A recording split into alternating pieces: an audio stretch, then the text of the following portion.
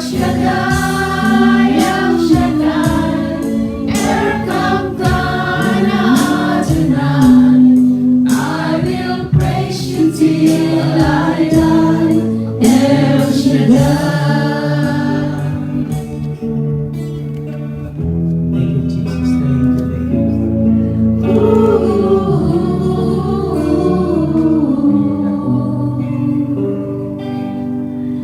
I will praise you till I die. El Shaddai. Thank you, Lord. Thank you, Jesus. Ama naming Diyos, muli salamat po sa pahiram na buhay na ibinigay niyo sa amin mula kaninang umaga hanggang ngayong oras o sandaling ito, Panginoon. Salamat po sa nagdaang isang linggo. Walang sino man sa amin ang napahamak. Walang sino man sa amin ang nagutom o pinabayaan. Tunay nga na napakatapat ng inyong mga salita at napakabuti ng inyong kalooban. Kaya, marapat lamang, Panginoon, na kami ay mag-alay ng oras, ng aming lakas, maging ng aming mga biyaya at pagpapalang tinatanggap na mula galing sa iyo. Pagpapakita ito, pagpapahayag ng aming papurit pasasalamat sa lahat-lahat, Panginoon. Dahil na ang inyong mga salita ay patuloy na gumagawa sa aming buhay. Kahit na po, Panginoon, kahit na po ito'y problema at pagsubok, nananalig pa rin kami na meron po kayong magandang plano at layunin. Kaya sa mga sandali po ito, sa aming pagninilay, sa aming pakikinig, hayaan niyo po muli ang inyong Espiritong Banal ang siyang manguna, kumilos at magturo sa amin upang maunawaan po namin ang nais po ninyong ipahatid sa amin. At sa mga salita po ninyo, doon kami nakatingin, Panginoon, at titiwala na ang hindi magagawa ng tao, magagawa ng mundo, magagawa ng mga material na bagay, ay magagawa ng salita niyo para sa amin. Kaya Panginoong Diyos, sa pangalan ni Jesus, amin po pinagkakatiwala ang lahat-lahat ng ito at inaangkin namin ng may pananampalataya na kayo po ang Diyos na pinanggagalingan ng aming buhay, lakas at mga pagpapala. Sa inyong lahat ng papuri, Panginoon, at masasalamat sa matamis na pangalan ng aming Panginoong Jesus, sa ngalan ng Ama, Anak at ng Espiritu Santo. Amen. Amen. Palakpakan natin ang Panginoon. Okay. Bago tayo magsupo, ating muna pong basahin ang mabuting balita ng Panginoon para sa atin. Dito po sa Matthew chapter 27, okay? Sa Matthew chapter 27, magsisimula po tayo sa verse 45 hanggang sa verse 49. Ganito po ang sinasabi. Let us read first in the English version. Ulitin ko, the gospel or the good news of our Lord according to St. Matthew chapter 27 verse 45 to 49. From noon until 3 in the afternoon, darkness came over all the land. About 3 in the afternoon, Jesus cried out in a loud voice, Eli, Eli, lema sabachthani, which means, my God, why have you forsaken me? When some of those standing there heard this, they said, he is calling Elijah. Immediately, one of them ran and got a sponge. He filled it with wine vinegar, put it on a staff, and offered it to Jesus to drink.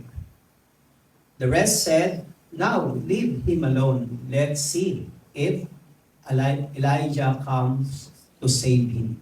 Ating purihin, pasalamatan natin ang Panginoon sa kanyang mabuting Panginoon. Hindi tayo upo, mga brothers and sisters.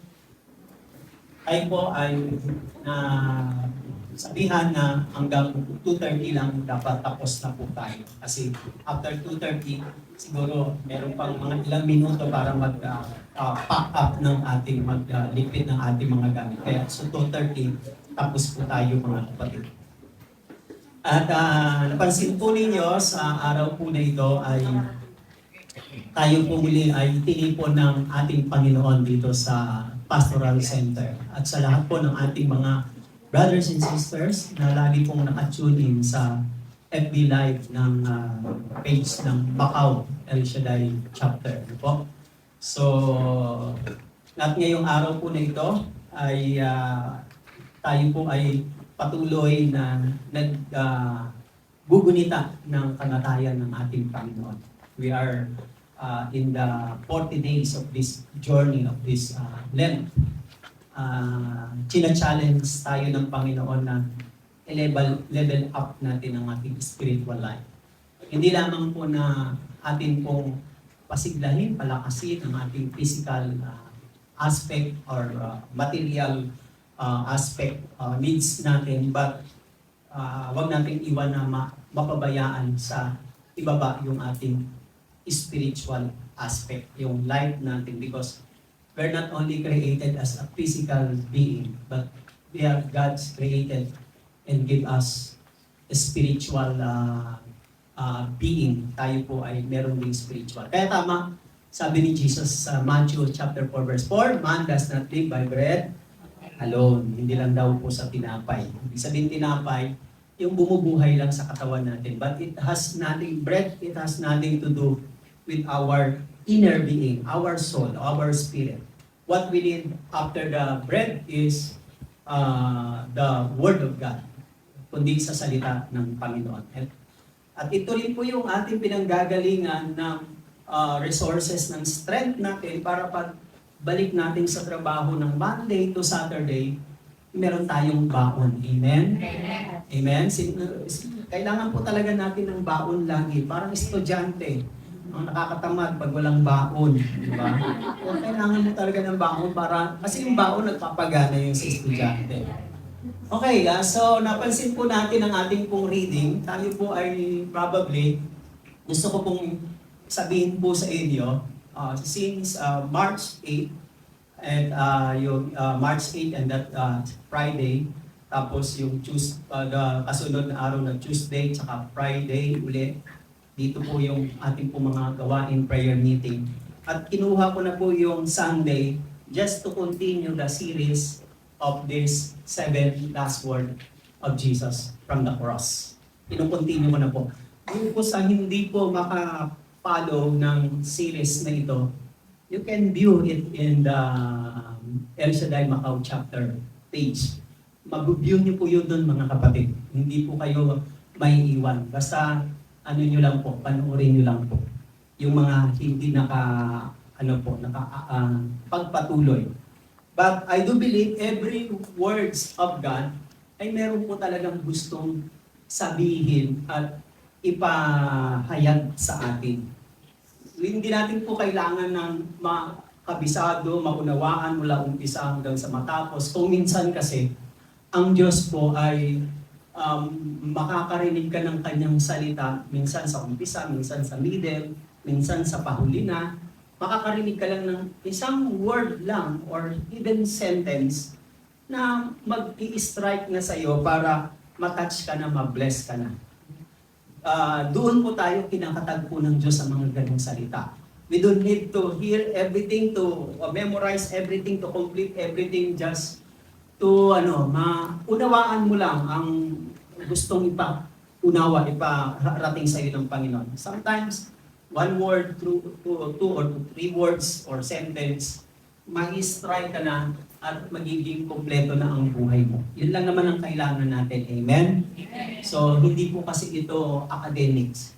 Ito po ay isang pag-aaral para lalo tayong mapalapit sa Panginoon.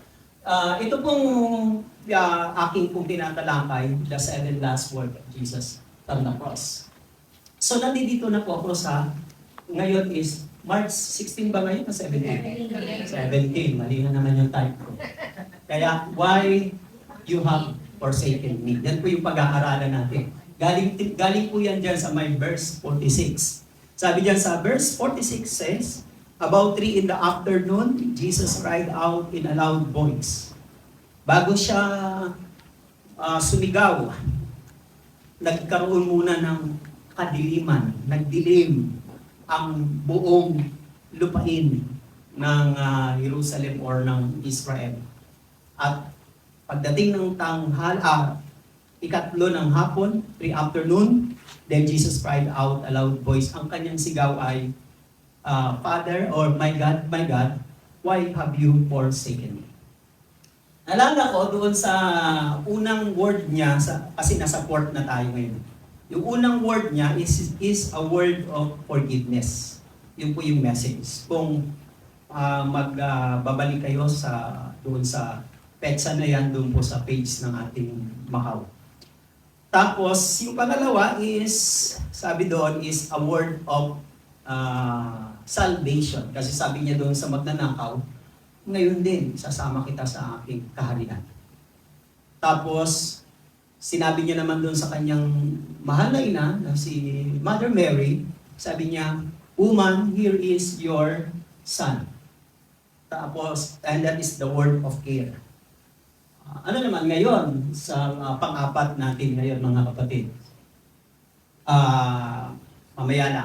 Etong Tuesday, 26, and Friday, 29, ito po ay period na po ito ng tinatawag na Holy Week.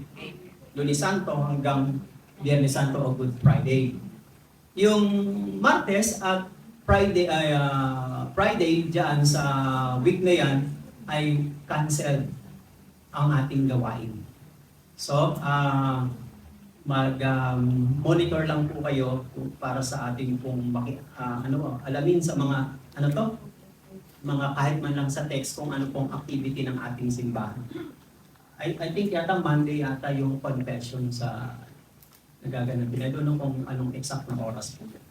So, cancel po yun mga kapatid. Kaya po kinuha ko po yung dalawang Sunday po dito, yung March 17 at saka March 23 para magkasya po yung 7 topics po na ito. At tayo ngayon po ay nandito sa Why You Have Forsaken.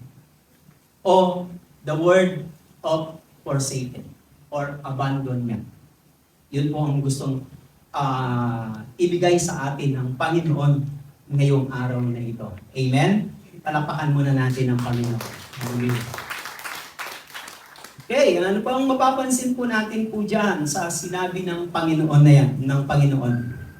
So una, mapapansin po natin mga kapatid, one of our fears in life is being alone and forsaken. Pag tayo po ay tumatanda na, at nag-uumpisa ng mag-asawang mga anak po natin, ano na po tumatakbo sa isip ninyo, naku po, mababawasan na yata ako ng mga kasama sa bahay. Diba? Siyempre, magsasarili po yun, hahanapin po nila yung kanilang buhay, pamilya, and then, ang may iwan na lang, yung mag-asawa. At karamihan, sa mag-asawa naman, ang madalas nauna yung lalaki. Huwag kayong kabahan, mga lalaki, sa bagay lang naman kami rito. Mga lalaki, kasi mas ang trabaho kasi ng lalaki, mas, hazard compared sa trabaho ng babae. Hindi ko sinasabing mas stressful ang lalaki kaysa sa babae. Stressful din ang mga babae. Karamihan sa sakit ng babae galing sa lalaki. Diba? Hindi na ako magbibigay. Baka makatawa lang tayo. One of our fears in life is being alone and forsaken. Hindi naman talaga eh. May mga tao talagang isinet na nila sa buhay nila na sila ay mag-isa lang sila. Pero napaka lakas ng loob ng ganon. Pero by nature, tayong mga tao, we need each other eh. Kailangan natin ng kasama, kailangan natin ng alalay, kailangan natin ng kakwentuhan, kailangan natin ng katulong, parang gano'n. Pag malungkot, pag nag-iisa, natural, makakaramdam ka ng lungkot. Tinignan ko sa dictionary kung anong ibig po sabihin ng word ng forsaken na naka-underline po dyan. First word is to leave behind. Iniwanan ka o tinalikuran ka na. Yun pong ibig sabihin nun, to leave behind. Napakasakit at may mga umaalis sa atin, lalo na mga loved ones natin, at iniiwan tayo. At palagay ko, maaaring din sa inyo, dahilan, ba't tayo napunta dito, hindi dahil sa negatibong dahilan, kundi sa isang positibong dahilan, yung ating pag-iwan sa ating family. Okay? Hindi lang yung to leave behind is to desert. Sino pong mahilig sa desert dyan? To desert. Oh, is the same with living. Okay? Yung iniwan.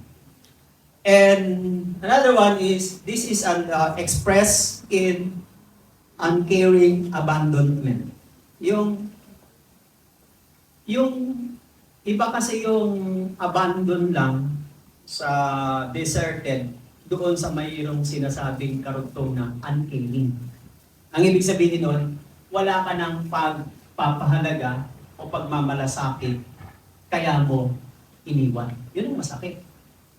Diba? Kaya sabi ni Efrain Boy, di ko kayang manggapin. Masakit yun.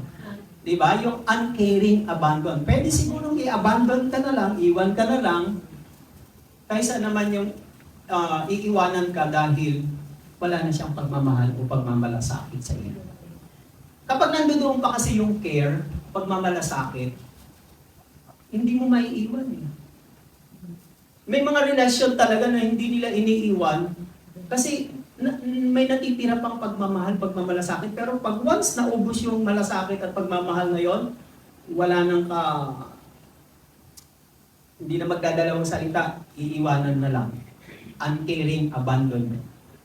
The question is, have you ever been forsaken in life? Sino ba dito ang iniwan na sa buhay?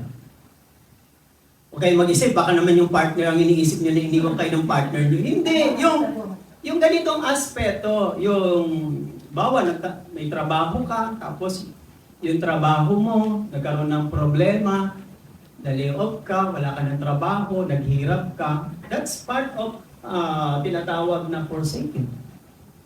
You left alone and you are lonely.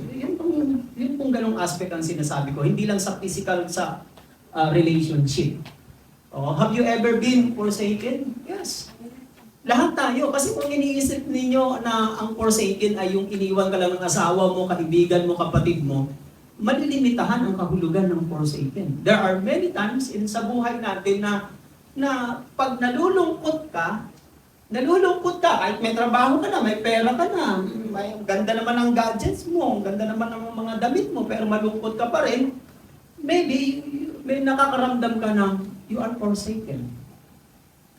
Kasi kung ang pananaw mo sa buhay para madama mo na hindi ka nag-iisa, ay nandiyan dapat yung mga friends, ganito, ganyan, at mga pangangailangan mo. Pero kung nandiyan naman yung pangangailangan mo, pero yung feelings mo, lonely ka pa rin, you are forsaken. You feel like forsaken. Mga kapatid, have you ever been forsaken in life? Yes. Have you ever experienced abandonment in life? Yes, naranasan po natin yan. Ako po, pag nag-mission, pag naiiwan ko po yung aking family, kahit nandun ako sa mission, kahit nakikita ko mga workers, mga kapatiran, iba yung joy na kasama mo, pamilya mo, sa kasama rin sa mga kapatiran. Pag wala na yung mga kapatiran, nag-iisa ka na lang, you feel lonely and you feel forsaken. Dito pa naman sa mission sa Macau, ang nature po ng ating ng disciple na pinapadala dito, talagang magsosolo ka lang sa flat. Di ba? Makakapagsalita ka lang pag may dumalaw, may naghatid ng pagkain, o mayroong magpipray, doon ka lang makakapagsalita. The rest, hindi ka na makakapagsalita. Mag-isa ka lang pwede pa naman magsalita ka doon mag-isa Naku po, lalo na kung may CCTV doon, sabihin nila, uy, naku, yung disciple natin, nasiraan na ng feeling forsaken. Napakahirap. At least kayo, kahit may trabaho kayo, kahit nahihirapan kayo sa trabaho nyo, may naririnig kayong kausap, at meron kayong kinakausap, at merong kumakausap sa inyo, kahit paano. Ibig sabihin, meron pa rin outlet, mga kapatid. Now, lalo na ang Panginoon, Jesus was forsaken and left alone and lonely.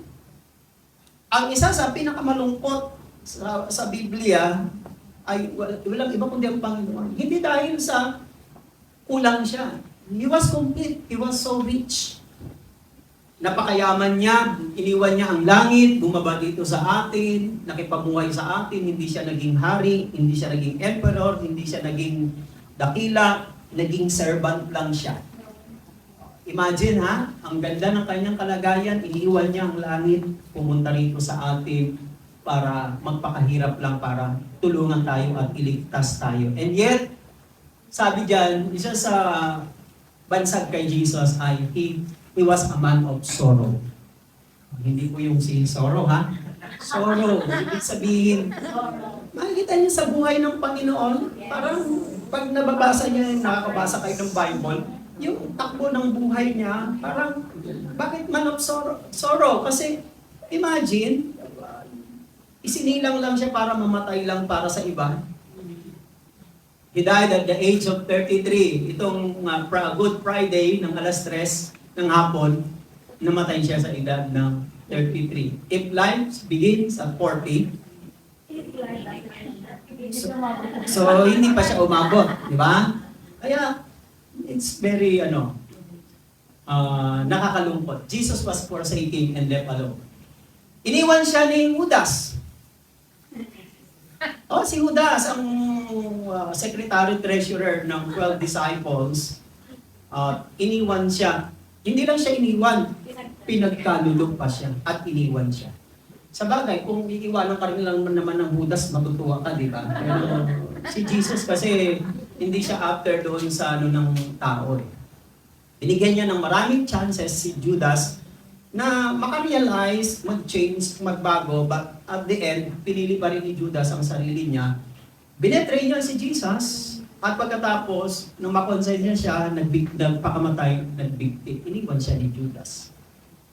Nang hinuli na si Jesus sa Garden of Gethsemane, nang hinuli na siya po doon, lahat po ng 11 disciples, iniwan din siya. Ang isa lang ang natira pala, si John the Beloved. Naiwan sa paanan ng cross kasama si Mother Mary. So, napakasakit.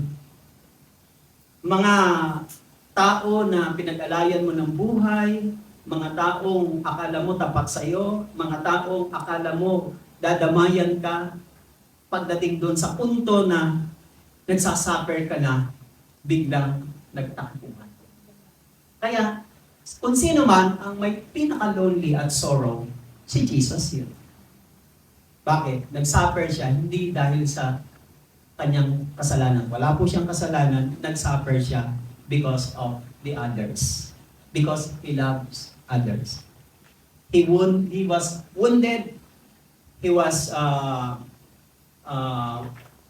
He suffered because of others. Because of that. Tandaan nyo lagi, basta pag nagmamahal kayo ng tunay, masasaktan talaga kayo.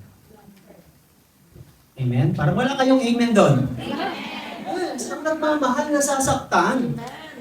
Bira naman kayo. Ang nagmamahal nasasaktan talaga. May pain talaga basta nagmahal ka. But okay lang. Mas masarap yung pain mo galing sa pagmamahal kaysa yung pain mo galing sa hindi pagmamahal. Amen? Amen. Now, why Jesus was forsaken by His Father?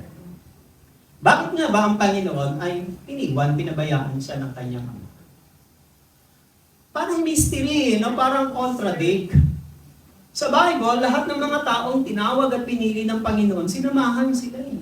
Hindi sila iniwan eh. Like,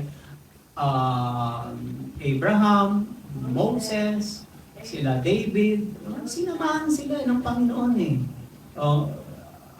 Kasi pangako ng Diyos eh, kahit may problema sila, dadaan sila sa problema, sasamahan sila. Pero pagdating sa kanyang anak, hindi niya na sinamahan. Itong word ni Jesus na, my God, why have you forsaken me? Napakalalim eh, napaka-mahiwaga yung, yung winika ng Panginoon. At maging ako, nang pinagdinilayan ko to, ano ang merong mga nakapaloob doon sa, my God, why have you forsaken me? nahirapan din akong bungkalin, unawain, ano ba ang relation nito? Ano ba ang kahulugan nito? Nakakapuyat, alam niyo, ano talaga, na ang napakahirap. Pero ganun pa man, sa tulong ng Panginoon, nabibigyan naman tayo ng understanding para makita natin ang lesson. Why Jesus was forsaken by His Father. First and foremost, Jesus was forsaken because of our sin. Yun lang talaga, pinakaunang-una. Kaya siya iniwan ng kanyang ama dahil sa kasalanan. Kanino bang kasalanan yan? Okay, alamin natin. Sa Matthew 27 verse 45, from noon until 3, in the afternoon darkness came over all the land. Bago ang Panginoon nagsabi na, my God, why have you forsaken me? Nagkaroon muna ng kadiliman. Nagdilim ang buong lupain. Ba't kaya nagkaroon ng pagdidilim doon? Hindi po yung total eclipse from the heart at hindi po yung sunstorm. Hindi po yung sunstorm. Yung pagdilim po na yun, it was sent by God. Siya po ang dahilan. Sa Kanya po galing yung pagdilim po na yun, mga kapatid. There is a message there. Pero later on na lang. Sabi ng 1 Peter chapter 2 verse 24, He Himself, sino po yan? Si Jesus, bore our sins. Ibig sabihin, pinasan, binata ang ating mga kasalanan in His body on the cross. Hallelujah. Meaning, the time that Jesus was hanging on the cross, yung kasalanan natin ay napatong o pinasan sa Kanya doon sa cross. Yun po ang reason niya. If God hates sins, at yung kasalanan na yun, ng sandaling yun, ay nandoon na kay Jesus. Kinuha niya na, siya na ang tumanggap. So therefore, if God hates sins, hindi pwedeng magsama ang sins at saka God, ang Diyos. Tama po ba yung aking logic? Logic ko lang po yun, pero meron namang katotohanan kahit paano. What I mean is, all the sins of the world were placed on Christ, on Jesus, on the cross. Ang ibig ko sabihin, Jesus was made the representative of sin. Meron po tayo yung nag-representative ng kasalanan natin. May sinabi kasi sa St. Paul ano sabi doon? The wages of our sins is death. Romans 6:23. Hindi ko na lang dyan. Ang kabayaran daw ng kasalanan natin ay kamatayan. Kasalanan natin. Pero, hindi naman tayo nagbayad. Ngunit, ang kaloob ng Diyos ay buhay na walang hanggan sa pamamagitan ni Jesucristo. But the gift of God is eternal life through Jesus Christ. Hindi po tayo ang nagbayad ng kasalanan. Kinuha ni Jesus ang kasalanan natin. Siya po ang nagbayad. Ibig sabihin, siya po ang pumalit sa pwesto natin. He represent us for our sins. On Christ, sa Panginoon, representatively, fell all the collective consequence of sins. Lahat, nakolekta niya lahat po ng kasalanan ng mundo. Ibig sabihin, nakapatong na po sa Kanya ang kasalanan ng buong mundo. Kung gano'n ang nangyari, na lahat ng kasalanan, dala-dala na ni Jesus sa krus, if God is a just, a holy God, then, hindi pwedeng magsama ang Diyos, ang kabanalan ng Diyos at ang kasalanan. Kasalanan lang. Kung holiness, ang Diyos lang, hindi pwede. Bawal yun, against yun sa nature ng Diyos, ang darkness, evil, or sins. Kaya merong John 1 1:5. This is the message we have heard from Him and declare to you. Ito yung mensahe namin natanggap at amin namang ipinapahayag sa inyo. God is light. In Him there is no darkness at all. Sakto. Sa Diyos ay walang kadiliman. Kaya God is light. You see the picture of God here in verse 5 ng 1 John 1? God is light, in Him there is no darkness at all. Kung nagkaroon ng darkness, nung 3 o'clock in the afternoon, Eh kung sabi dyan sa John, walang kadiliman sa Diyos. Eh may kadiliman doon nung bago siya nagsabing, my God, why have you forsaken me? Di ba? Anong mapapansin po natin dyan mga kapatid? Oh? God cannot, hindi niya po pwedeng i-tolerate ang sin. It is against His nature ng Panginoon. Tingnan niyo po yung nakita ko, light and darkness cannot coexist. Hindi nakakapagsama yung dalawa. Tingnan po ninyo, pag burn out.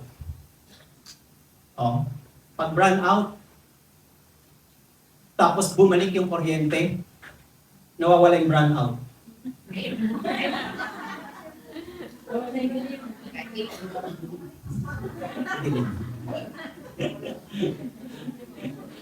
Hindi ko alam kung ako inaantok ko kayo. Nawawala yung dilim. Magugulat naman kayo. Burn out, tapos pagbalik ng ilaw, may kalahati madilim at hindi naanigan. Hindi niyo pwedeng pagsamahin ang ilaw at liwanag. Ang liwanag at dilim. Hindi. Now, nakita ko yan sa Genesis chapter 1, verse 3 and 4. And God said, nang nag-create pa lang ang Diyos, yung sa creation, let there be light, and there was light. And God saw the light was good. And He separated or divided the light from the darkness. Mismo ang Diyos, iniwalayin niya. May mga tao, pinagsasama nila yan. Minimix nila yan. Pagko-compromise, alam niyo na. When you are doing corruption, you are mixing light and darkness. Pero ang Diyos, bakit kanya hiwalay? Yung umaga, ginawa niyang araw, yung gabi, yung dilim, ginawa niyang gabi. Kaya hiniwalay niya. Ang Diyos, napaka-husay na designer. Husay na designer. Eh kung pinagsama niya yung liwanag at saka dilim, hindi malilito tayo kung saan tayo matutulog. Hindi mo maintindihan eh. Ano ba ngayon? Araw ba ngayon o gabi ba ngayon? Nalilito ka. Kaya alam natin, kaya hiniwalay kasi ng Diyos eh. Kaya para pagdating sa dilim, pag dumilim na, sakto na. Yung dirty na tayong exit sa trabaho, magpapahinga na. Light and darkness cannot coexist. The same in the Calvary. But there was darkness there. Hindi dahil nandoon yung darkness, kundi yung darkness na yon pinapakita sa mga tao na nandoon, God judged sin. Kaya sabi ni Jesus, my God, why have you forsaken me? Hindi naman talaga siya iniwan eh. Naramdaman niya lang na iniwan siya kasi God hates sin. God loves people, but He hates sins. Parang ganito, mahal na mahal tayo ng Diyos, pero hindi niya mahal yung kasalanan mo. Kasalanan ko, kasalanan natin. Pero mahal niya tayo. Di ba? Sa mga magulang, di ba? Tingnan ninyo, pag ang anak ninyo, ang kukulit at titigas ng ulo, ayaw sumunod sa inyo. Di ba? Kahit makulit yan, mahal na mahal niyo pa rin yan. Ganun ang ibig po sabihin nun. Kahit alam niyo, mali ang ginagawa, saan kayo nagagalit? Nagagalit kayo kasi yung ginagawa ng mga anak natin, mali eh. Kaya nainis ka, nagagalit ka. Pero, hindi ka nainis sa kanya doon sa kanyang maling ginagawa. Ganun ang ibig sabihin nun. Sin isolates and separates. Ang kasalanan kasi ang nakakapaghiwalay. Kung nandoon mismo ang kasalanan natin, sabi ng 1 Peter 2:24, diba? He bore our sins on His body on the cross. Ibig sabihin, nahiwalay siya sa Diyos. Kasi sin separates and isolates eh. Tinapunin nyo, sa magkakapatid, magkakaibigan, magkakasama, magkakamanggawak. Pag sinong may kasalanan, yun lagi yung magtatago, nag-e-exit. Kasi mapag-uusapan siya. Yung mga hindi nakakagawa ng kasalanan, yun yung bida-bida. Bida-bida yun. Pero once na meron nakagawa ng pagkakamali, kasalanan, nagsisikreto na yan. Hindi na yan mahilig mag-post sa Facebook. Nagsisikreto na. Bakit? Isolation ang tawag na. Yung mga walang kasalanan, makagawa naman natin na totoo na hindi man tayo nakapagawa ng kasalanan paminsan-minsan. Parang ganito, kaya mo bang hindi magkasala sa isang araw? Kaya. Oo, kaya. Kung kaya mo magkasala ng isang araw, ulitin mo kinabukasan, di dalawa na. Kung nakuha mong hindi magkasala sa 2 araw, pwede mong ulitin sa 3. Tapos pagdating sa linggo, nagkasala ka na. Ang ibig ko sabihin, kayang gawin. Ulit-ulitin mo lang na hindi mo kaya magkagawa ng kasalanan, magagawa mo. Kaya pag sabi sa iyo na, tao lang ako, hindi ako maaaring hindi magkasala. No, kaya mo, magagawa mo. Nasa sa iyo, magagawa mo. Sa Genesis chapter 3, verse 7 and 8, sabi doon ng Panginoon kina Adan at Eva. Kanya na pong nalikha sina Adan at Eva. Then the eyes of both of them, pagkatapos na nilang kumain ng pinagbabawal na prutas ng Diyos sa Garden of Eden, after they disobey the Lord, the God, doon sa pagkain po ng bungang kahoy na yon, their eyes, the eyes of both of them were open. Ano pong na-open doon? Yung kanilang understanding, yung kanilang spiritual understanding. Nagulat sila, hubot-hubad na pala silang dalawa. Pero nung hindi pa nabubuksan yung mga mata na yon, dahil sa pagsuway, walang malis. Hindi sila nahihiya sa isa't isa kasi wala pa silang mga damit. Di nang malaman nila, na-scandal silang dalawa, nagtago, dahil hubad silang dalawa, at gumawa po sila ng mga dahon ng fig trees, kanila pong itinapal sa kanilang katawan. They made, sabi dyan, gumawa po sila ng mga dahon, at ginawa po nilang pangtapal, coverings for themselves. Then the Lord man and his wife heard the sound of narinig nila na naglalakad ang Diyos sa halamanan. And then, sabi doon ng Panginoon sa kanila, and they hid from the Lord. What happens there? Nagtago sila. Bakit sila nagtago? Kasi nagkasala sila eh. So, anong effect ng kasalanan? Pag may kasalanan, nagtatago, so may separate. Tama ho ba? Yes.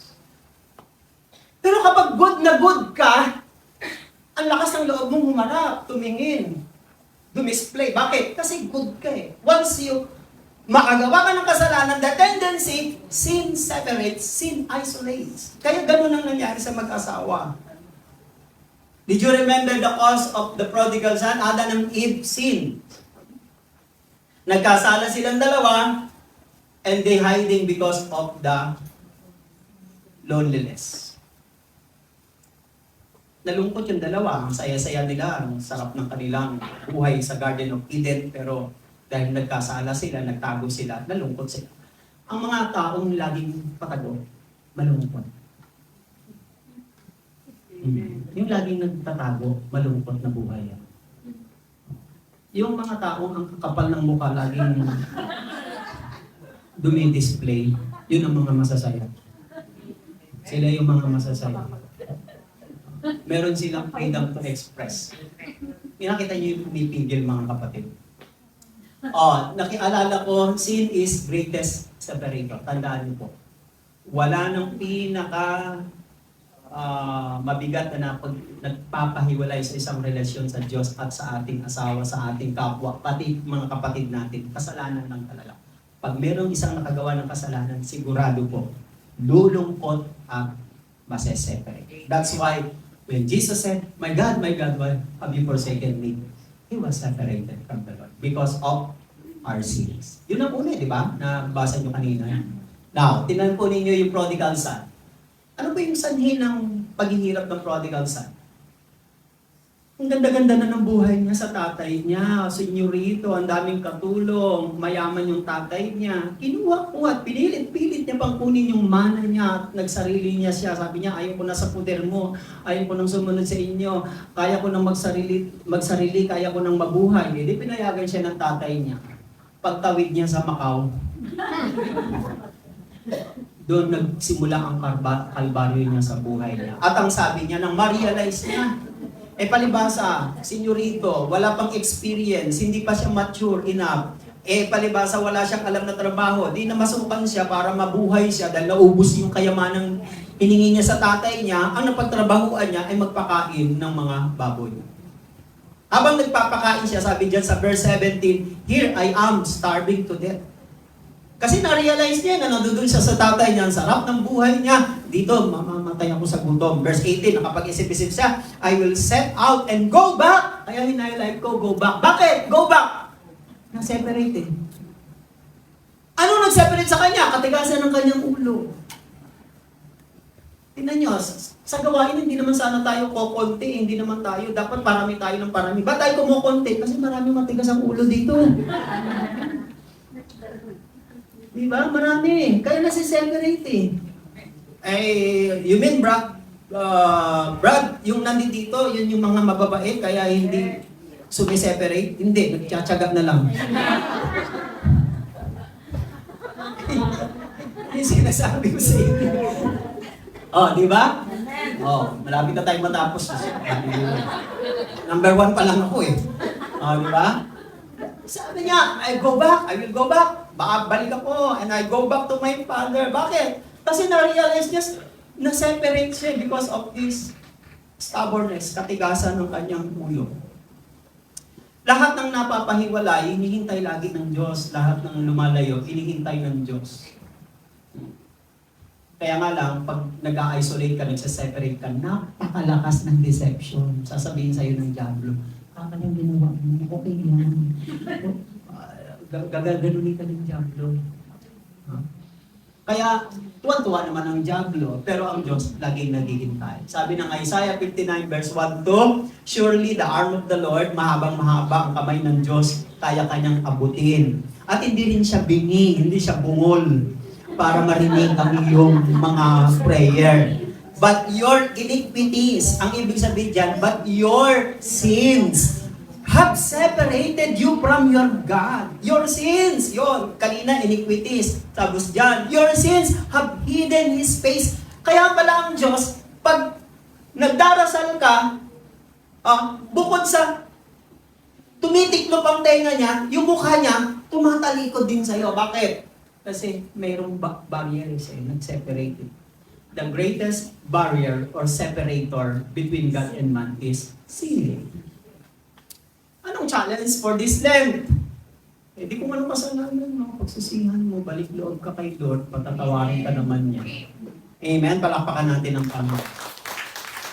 Pangalawa, hallelujah. Pangalawa, why Jesus forsaken by His Father? Bakit nga ba iniwan ng Panginoon? Yung una, because of our sins. Pangalawa, Jesus was forsaken. Because God cannot stand the sight of evil. Hindi kayang tiisin, hindi kayang tumayo ng Panginoon para konsintihin o titigan ang masama. Sabi ng Habakuk,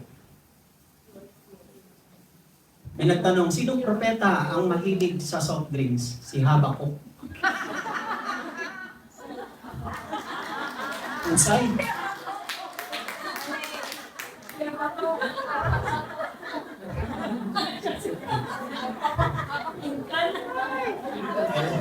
Ewan ko sa inyo. Bahala kayo sa ano sabi ni Habakuk? Your eyes are too pure to look. At tama naman to talaga, napakabanal ng paningin ng Diyos pag siya ay tumitingin, napaka-righteous, napakabuti, napakaganda, laging fair. Your eyes are too pure to look on evil, but you cannot tolerate wrongdoing. Sa isang version niyan nakalagay, but you cannot stand the sight of evil. Sa isang version. But dito sa version na ito na nilagay ko, you cannot tolerate wrongdoing. The same with God cannot stand the sight of evil. Hindi matitiis ng Diyos na tingnan magpatuloy tayo o konsintihin tayo sa kasalanan. Hindi. Kaya sabi ni Lord, my God, why have you forsaken me? Bakit niyo ako iniwan? Yun ang dahilan eh. Ayaw ng Diyos na nagpapatuloy tayo sa maling direksyon o maling gawain. Kaya siya laging nagpapaalala sa atin. that is the case is it needs a substitution. Kailangan na may papalit. Para ang Diyos mapatawad ang kasalanan natin, kailangan may gigit na at papalit, mamamagitan para mapatawad tayo sa ating kasalanan. And that is the Lord Jesus. Nakita ko sa Leviticus, doon sa kanilang mga rituals and ceremony about forgiveness, about forgiving of sins, pagpapatawad ng kasalanan. Sabi ng verse 21 and 22, He is to lay both hands on the head of the live goat. Sino po ito? Yung may kasalanan, ipapatong niya yung dalawa niyang kamay doon. Oh? And confess over it all the wickedness and rebellion of the Israel. Ang magpapatong po, halimbawa, yung mga Israelita, mga tao nung panahon sa lumang tipan nagkasala. Yung mamamagitan, yung high priest, yung saserdote, at yung kasalanan nila, siya ang magre-representative, ipapatong doon sa kambing, sa goat. Ipapatong doon. At sabi doon, and confess over it all the wickedness and rebellion of the Israelites. All their sins, ang lahat ng kanilang kasalanan, pupunta ngayon doon sa kambing. Mapupunta ngayon sa kambing. Tapos, yung kambing naman ay pakakawalan. He shall send the goat away into the wilderness. Pakakawalan doon sa ilang. In the care of someone appointed for the task. Uutusan sila pakakawalan. The goat will carry on itself all the sins. Bit-bit na ngayon ng kambing, ng goat, yung lahat ng mga kasalanan. Their sins to a remote place and the man shall release it in the wilderness. Ganun po yung kanilang ritual ceremony when it comes to pag-atonement, ang tawag kasi dyan sa term na yan, atonement, o pagpapawalang sala, o penance, penalty, penance. Parang ganun po, ang ibig sabihin nun, there must be a substitute. Ang tawag po dyan ay, mga kapatid, the scapegoat was a type of Jesus. Yung binitawan na pinakawalan na kambing ay larawan po yun ng Panginoon. Siya po ang scapegoat natin kasi napunta sa Kanya lahat ng kasalanan natin. He was the time. Now, Jesus is our substitute. Imbes na tayo ang hatulan o parusahan, mamatay, napunta na doon sa kambing at umalis na, tumakbo na yung kambing, ibig sabihin, forgiving na siya. Pangalawa, the sins of the world placed on Jesus. And God cannot look on sin. Hindi matitingnan, matititigan man lang o magbababad ang Diyos na konsintihin at panatilihin ang kasalanan. Kung ang kasalanan na yon nasa kay Jesus na at siya na ang substitute. That's why Jesus was separated from God because He was the substitute. Ang sarap naman may substitute. Napakasarap pag merong substitute. Alam ko marami sa atin napapagod na sa trabaho. Imagine, ilang taon na kayo nagtatrabaho dito, paulit-ulit. Andiyan dyan lagi yung paninisi, minsan pagmamaltrato, minsan napopulse accusate ka pa ng amo mo, at minsan tatawag pa yung mga mahal mo sa buhay, dadagdagan, papatungan, dadagdagan ka ng mga problema at alalahanin. Nakakapagod. Di ba? Parang gusto mong magkaroon ka ng break. Yung kanta ni Freddie Mercury, I want to break free. Gusto niya magkaroon ng break. Nakakaingit yung mga taong hilig mag-break time. Di ba nakakaingit? Yung nagko-coffee break sila, makikita nyo, ipopost pa sa Facebook. Ito namang mga bigat na. Yung mga exhausted na, makakakita ng mga kaibigan na nakapost sa Facebook. Eto kami, gala-gala time, ang sarap. Nag-enjoy silang ganon. Ano mararamdaman mo? Lalo kang bibigat. Mas maganda pang wala kang nakikita nagpo-post kaysa naman may nakikita ka tapos ikaw laging nadadagdagan ng mga burdens sa buhay.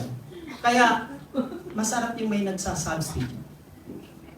I remember, nung maliliit pa yung mga anak ko, mga 4 years old, 3, 4, 9, gano'n. Yung aking sister wife, namatay po yung kanilang tiyahin, kapatid ng nanay niya, sa Iloilo, sa Dumangas pa. Di, sumama siya sa kanyang parents para makiramay doon sa kanyang tiyahin. Di naiwan sa akin yung tatlo pa lang sila, tatlo. Naiwan sa akin yung tatlong anak namin. Di, nawala siguro siya about mga 3 days lang po yung mga 3 days lang. 1 day, kayang-kaya ko pa. Nang pangalawa na, hirap ako sa pagpapakain, pagpaligo, asikaso, etc. Tapos maglilinis pa ako ng bahay, magluluto, mamamalengke. Nag-text ako sa misis ko, Ga, balik ka na, los na ko. Doon ko na-realize na kahit pala lalaki kami, kahit medyo malalakas at malalaki ang muscle namin, pero pagdating sa trabaho ng babae, bumibigay kami. Sabi ko, balik ka na. Hindi pa nalilibing, balik ka na, lotion na. Hindi kitata na ako, lotion na ako. I need the substitute.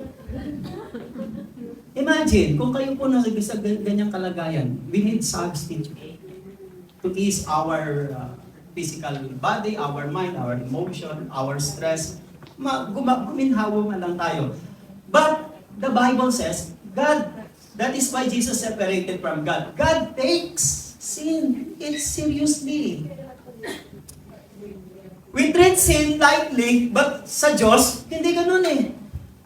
Yung ginawa mong kasalanan, yung ginawa mong panglalamang, yung ginawa mong pang-aapi, yung ginawa mong pangdaraya, pangungupit, etc. Parang minamani-mani mo lang, parang isi-isi ka lang, parang hindi ka nakukonsensya, parang hindi ka nakakangiti ka pa, ang saya-saya mo pa. Sa Diyos, hindi ganun ang trato mo. Diba? Mapapansin ninyo eh. Dapat man lang yung mga taong nakakagawa ng pagkukulang, pagkakasala, pagkakamali, sana man napakitaan man lang sila ng kanilang tunay na sincerity ng kanilang pagbabago at pagbabalik loob. Kaso wala talaga eh. That is how God takes it sin seriously. But we take we treat sin lightly. Tingnan niyo po sa Genesis chapter 3 verse 23. So the Lord God banished him from the Garden of Eden. Sino po ito? Si Adan at si Eva. Pinalaya sila ng Diyos. Inalis sila ng Diyos sa paraiso. Pagkatapos nilang magkasala, inalis po sila ng Diyos sa paraiso. At doon na nagsimula si Adan mag-cultivate, magbungkal, magtrabaho. At si Eva ay nahirapan ng manganak at mag-asikaso sa kanyang pamilya. Pero nang wala pang kasalanan, everything is provided by God. Hindi nagbubungkal, hindi nag-harvest, hindi nagtatanim, ang lahat ng kanilang pagkain nandoon lang sa Garden of Eden. Nang dumating ang kasalanan, na-separate sila, ano ang ginawa ng Diyos na action? What is God's response or action about sin? Pinaalis sila sa paraiso. Hindi na kayo dito pwede. Lumabas na kayo ng paraiso, magsimula ka ng magbungkal, magsimula ka ng magpagod, at magsimula ka ng tanggapin ang sermon ng asawa mo. Ganun ang ibig sabihin. Ikaw naman babae, dahil nakinig ka naman sa ahas, at niyaya mo pa yung asawa mo, sige, pag manganganak ka, mabibingit ang buhay mo sa kamatayan, ang kalahati ng katawan mo nasa hukay, sabi daw nila pag manganganak. Bukod doon, mangungunsimi ka ng mangungunsimi sa anak at sa asawa. Hindi lang yan. Marami pang iba. Kaya ang daming troubles na pumasok. Mga kapatid, God will not tolerate sin in His presence because He is righteous. God is holy. Kaya, anong ating step doon pangalawa is, balikan natin, ang haba. Yan. He was forsaken. Jesus was forsaken because God cannot stand the sight of evil. Siguro meron din kayong ganito mga principle sa buhay, mga kapatid. Na alin? Anong principle niyo sa buhay? May mga ganyan talagang tao na kanya-kanya kasi tayo ng prinsipyo eh. Yung prinsipyo mo, ayaw mong pasaklawan ng prinsipyo ng iba. Yung prinsipyo niya, igalang mo, yung prinsipyo ko, galang mo rin. May kanya-kanya mga prinsipyo ang bawat tao, mga kapatid eh. But, May mga tao talaga na ang prinsipyo nila, pag mali-mali, pag tama-tama. Ganun talaga eh.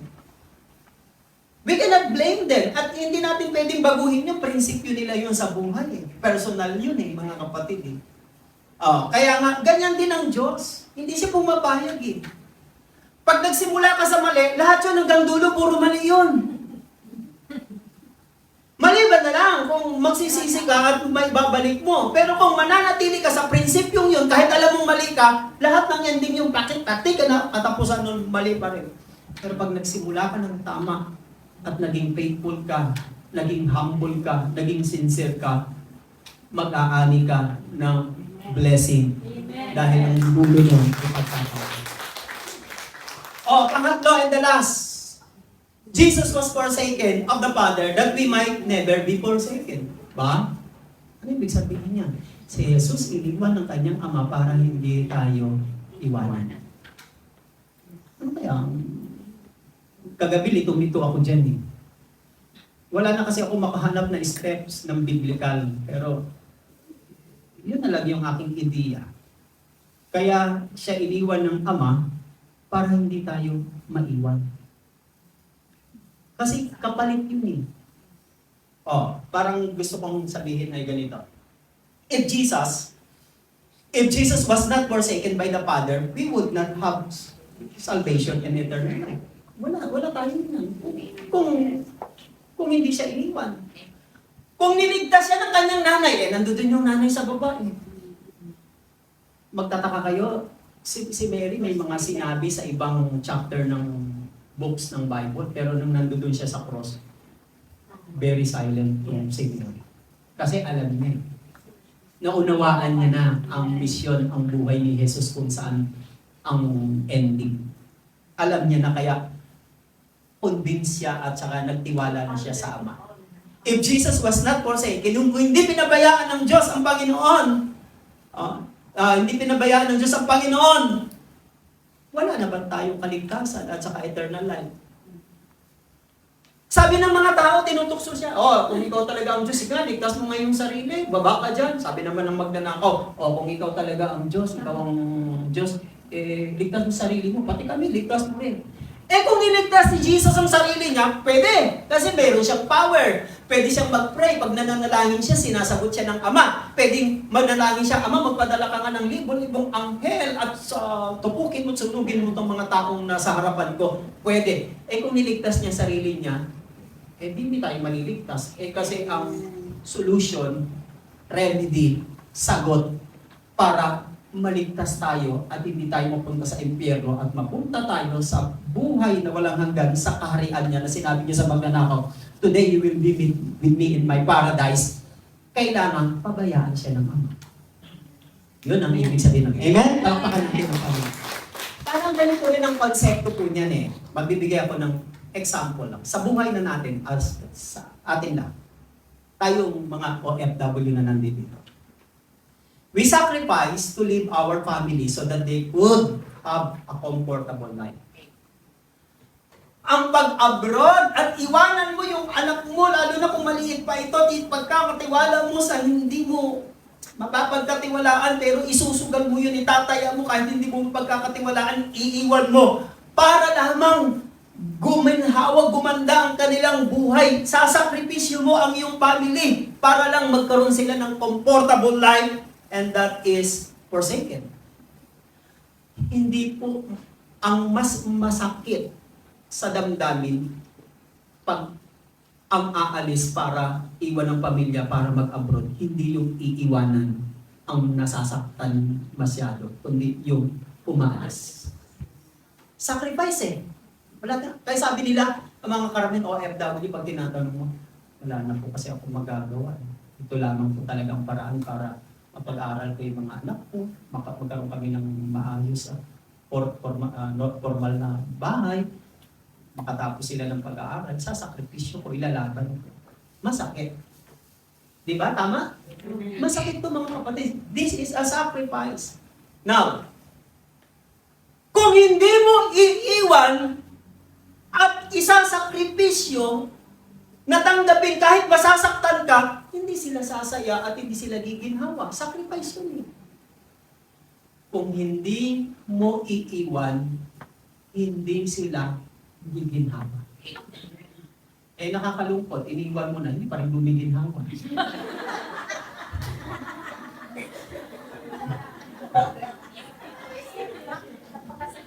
Kaya masakit pa rin, di ba? Double pain yun. Hindi po double happiness, double pain. Yes. Mga kapatid, napakahirap po nito. Just like the Father.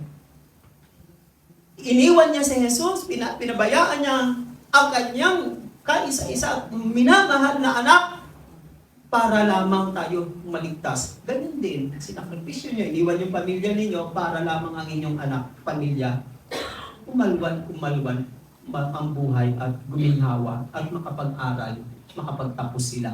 Pero ang kapalit ng sacrifice at saka pain. Mas masakit ang umaalis sa OFW. Pero pag hindi ka OFW, mas masakit ang iniiwan kaysa sa nang iiwan. Pero pag speaking of OFW, mas masakit ang umaalis kaysa iniiwan. And palagay ko, mas masakit yun sa father na sadyang iwan ng kanyang anak just for the sake of us.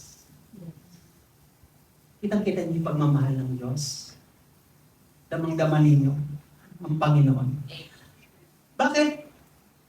We would not have salvation and eternal life if Jesus was not forsaken. Hindi tayo magkakaroon nito. Bakit? Kasi ang kabayaran pag hindi tayo naligtas is hell. Hell is eternal loneliness. Sabi ng kanta, sa langit wala nang bilis. That's why I died here. Sa langit wala nang. Dahil kasi nabanggit ng mga wala sa langit. That's why dito niya na ginagawa. Ganda rin sana, kaya nga lang, medyo may konting konsentidor yung kanta. Maraming tao hindi naniniwala sa hell. At kung yung iba naman naniniwala sila, pero hindi nila alam ang pinakatotoong description sa hell.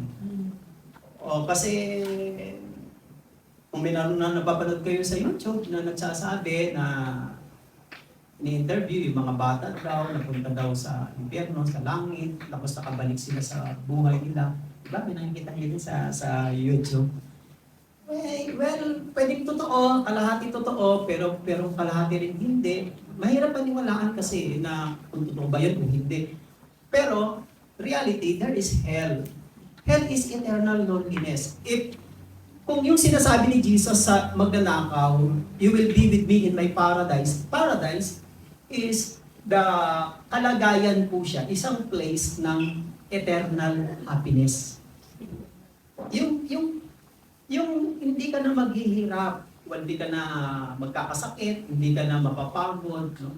Yung sabi dyan ni Jesus, matutulad sila sa mga anghel. Hindi sila magiging anghel, ha? Hindi sinabi ni Jesus, pag namatay tayo, magiging anghel tayo. Swerte. Ang palad mo naman, ang swerte mo naman. Oh? Magiging anghel. Matutulad. Ang anghel kasi immortal. Ibig sabihin, pag namatay ang mga Kristiyano, matutulad sa anghel. Hindi ka magiging anghel noon. Matutulad ka lang. Ang matutulad ka sa anghel, yung immortality. Yung kahit hindi ka na mapapagod, hindi ka na malulungkot, hindi ka magkakasakit, hindi ka magugutom. Wala. Kasi immortality at tawag doon mga kapatid. That's the description of life in eternity. Jesus said, you will be with me in my paradise. Ang opposite naman noon is hell. Kaya ang hell, its description is eternal loneliness or damnation, damnation, eternal punishment. Kung may nakikita kayo sa YouTube na mga description ng mga hell, yung may mga apoy na bumabagsak sila doon, nalulunod sila sa mga asupre, mga kumunoy na umaapoy, usok, lahat nagsisigawan. That's the real description of hell. It is a place of loneliness. There is no fellowship in the darkness of hell. Wala. Judgment yun. Ang impyerno ay ginawa ng Diyos para sa diablo lang dapat. Totoo yan. Ginawa ng Diyos ang impyerno para sa diablo, hindi para sa tao at hindi para sa Kristiyano. Kaya nga lang, ba't may napupunta doon? We do not know. Exactly. Pero, palagay ko siguro because of yung tinatawag na rebellion. Yung totally talagang ayaw mo na, deliberately, wala kang connection sa akin, O Diyos. Ayaw kita. Gusto ko ako lang, sarili ko. Deliberately, yung ayaw mo na talagang paniwalaan, tanggapin ng Panginoon. Yung sadyang ikaw na, gustong-gusto ng Panginoon, ayaw mo. Kahit mahal ka ng Diyos, kahit gusto ka niya iligtas, pero kung ayaw mo, matigas sa ulo mo, gusto mo magsarili lang, palagay ko, wala nang chance. Pero kung may bago pa mamatay at masabi mo, Lord, binubuksan ko na puso ko, naniniwala na ako. Pinapapasok na kita. Yun, may chance ka doon na maligtas. Pero at the end of your last breath, sabi mo, hindi ako mananiwala at magtitiwala sa iyo. Palagay ko, walang chance. Hell talaga yung mga kapatid. Amen? Amen. Hell is eternal loneliness. Now, tingnan po ninyo, mga kapatid. May nabasa ko sa 1 Peter chapter 2 verse 4. Bibilisan ko na. If God did not spare angels when they sin, when they rebel, kung yung mga anghel daw na nagrebelde daw, hindi niya daw pinalampas, no? But sent them to hell. Mga anghel na nagrebelde, anong ginawa? Dinala sa impyerno, putting them in chains of darkness. So ano yung description ng hell? Darkness. Kinadinahan sila doon sa kadiliman to be held for judgment. Maghihintay sila ng final judgment. Darkness, mga kapatid, is tied to sin. Oo, sabi diyan ng John 3:19. And this is the judgment. The light has come into the world, and the people love darkness rather than the light because their deeds were evil. Tama? Oh, darkness is tied. Nakatali yan sa kasalanan. Mga kapatid, kung si Jesus ay niligtas, kinalinga, minahal ng Ama at hindi itinuloy na makako mamatay sa krus, mga kapatid, palagay ko, isa lang pupuntahan natin lahat. Kadiliman. But thanks be to God because from darkness to light because of His great love to us. Amen? Tumayo po tayong lahat ng mga kapatid. Kunin natin ang ating mga dala, mga prayer requests at ano pa mga dala natin ngayong hapon na ito.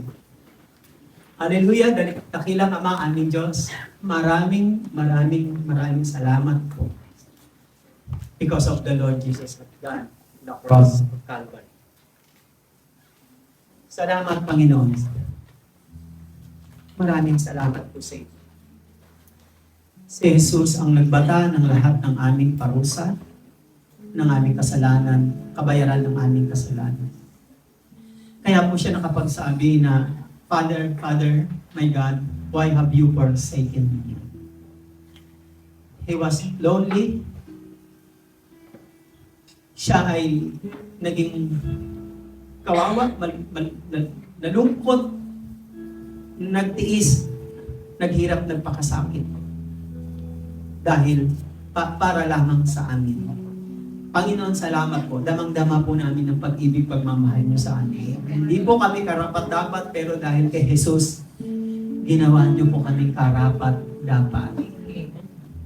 Kung si Jesus ay hindi niyo napagdamot, inyo pong inalay sa krus ng Kalbaryo para sa kabila ng aming kasalanan, Panginoon, damang-dama rin po namin na hindi niyo maipagdadamot ang lahat po ng aming kahilingan o pangangailangan. Sa aming pamilya, sa aming mga anak, mahal sa buhay, sa aming trabaho, sa aming employer, maging sa mga personal na desire ng aming mga puso. Panginoon, sa panahon ng Lent na ito, turuan niyo po kami, Panginoon, na magtiwala po sa inyo. Mabuhay po kami sa inyo, Panginoon. Katulad ni Jesus, hindi po siya tiningnan ang kanyang sarili, inisip ang kanyang sarili, iniligtas ang kanyang sarili, bagkos binitawan niya ang kanyang sarili para naman sa amin. At kami, Panginoon, ang nagbe-benefits ng paglimot ni Jesus sa kanyang sarili hanggang doon sa kamatayan sa krus. Turuan niyo rin po kami ng ganitong pag-ibig. Marunong magsakripisyo, maglaan, magparaya, magpakumbaba, magmahal kahit na sinasaktan, Panginoon. O Panginoon, salamat po ng marami sa inyo. Lahat po ng aming prayers ngayon, tinataas po namin sa inyo at nananalig po kami na kayo po ang Diyos na hindi madamot, bagkus napakasagana sa lahat ng bagay. Sakupin niyo, Panginoon, ang lahat ng problema namin. Sakupin po ninyo lahat ang kabigatan, pati kalungkutan po namin. Salamat po, Panginoon. At lalakad po kami magaang, maginhawa, may magandang insight o perspective sa aming buhay. Thank you, Lord, so much. I-bless niyo rin po ang nakatune in sa Macau chapter page ng Facebook ngayon. Ano man po ang kanilang problema, pinagdadaanan ng mga sakit, karamdaman o mga pagsubok mula dito, Panginoon, sa gawaing ito, padaluyin niyo po sa social media, Panginoon, ang inyong power, ang inyong healing, ang inyong love, ang inyong blessings. As we have received right now, Lord, the blessings of your death, Panginoon, salamat po ng marami. Inaangkin po namin ito na kami po ay yung tinugon at pinagpala. In the name of the Father, the Son, and of the Holy Spirit. Amen and amen. God bless you all. Pagpalaan tayo ng Panginoon.